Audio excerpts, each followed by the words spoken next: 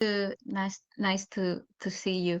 Yes, I have comments and questions, but probably now the most important one is that we haven't talked why we need to use these tools and why we need to adopt these tools for everything that we do. That is a challenge. Who has decided this? Not so positive as you are. I feel that I feel that we are on the verge of the end of the field of artificial intelligence because there is a dismantling of the rest. The big area of artificial intelligence is reduced to just these technologies that they are a very, very small part. And it is curious that is another point, but the last point is that it is curious that you say that you feel the ethics and fairness and safety is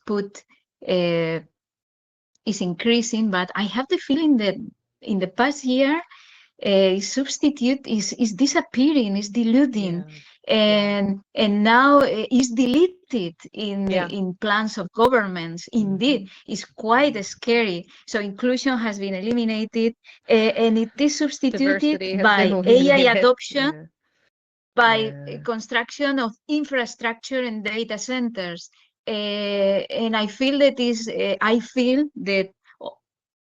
many times a responsible AI, etc., is a ethics washing and just a lobbying for companies and for governments to impose the use of these technologies that we don't need them to use for everything that we do. So it's lovely to see you. I am much more negative. I'm trying to be positive, to fight for an alternative. I am in front of the I completely agree with you. Where Alan Turing.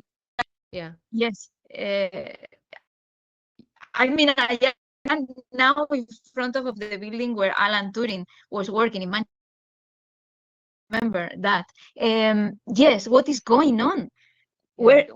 How can we reverse this?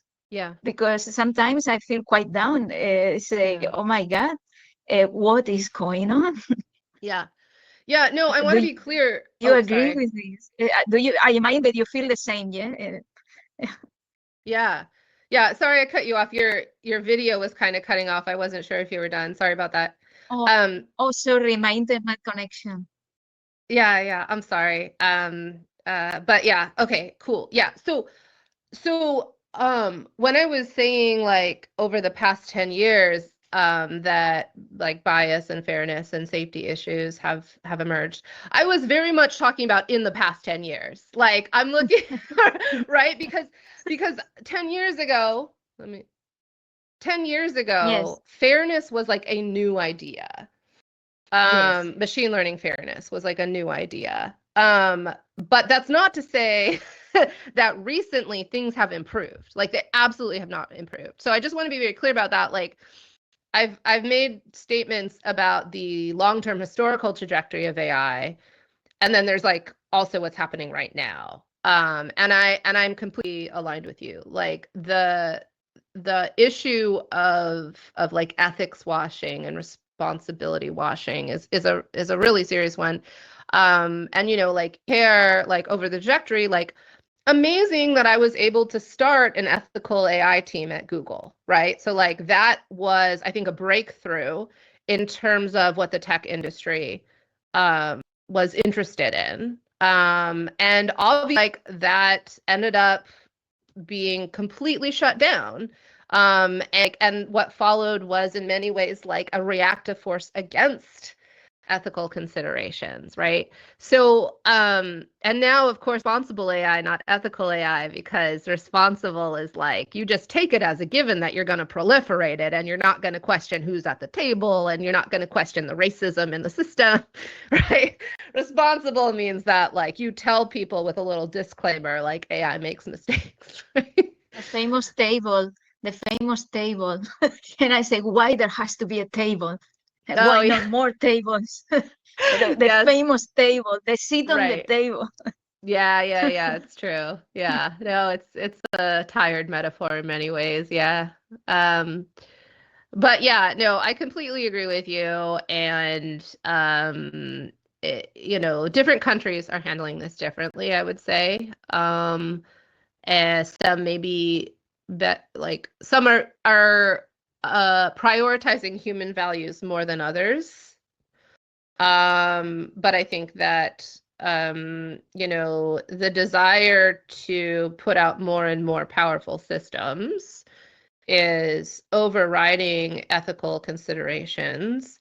And what's worse, to your point about like ethics washing, is that companies will say they have responsible, safe, whatever teams, but the people who are deeply grappling with the issues are often disempowered.